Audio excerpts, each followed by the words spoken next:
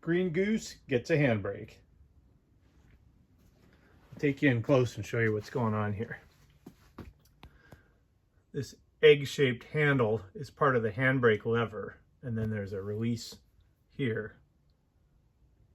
So you can see how this works. When you push the release, it lifts this bar up, and when you apply it, it catches that notch and holds the brake on. So it functions as a parking brake. Down below, this lever activates a tumbler shaft, and then you can see the linkage rod that goes all the way back to the brake beam and back. So again, up close on that, there's the brake beam. We've got oak brake shoes and a pivot there so they conform to the angle of the wheel.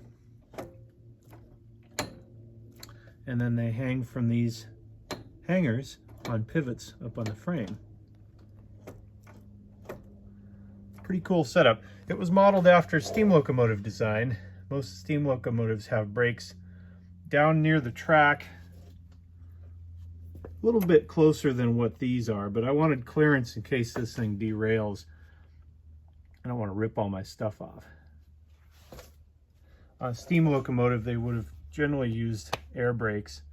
The air piston would have forced the linkage up. Similar design to this. As the wheel is rolling forward, this creates what they call a leading shoe design, where the shoe sort of gets jammed up against the wheel and has more effective braking effort.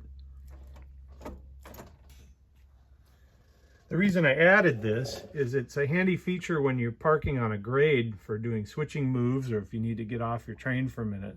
The alternative is to chock the wheels because these don't have any other braking system. And it also makes a nice setup for a panic stop if something goes wrong ahead and we need to stop quickly. This particular Goose has battery power, so you can do regenerative braking using the controller. But it's nice to have redundancy. If this chain should break on the sprocket, you'd lose your regenerative braking. You'd have to use your heels or the handbrake. So that's all for now. Goose goose.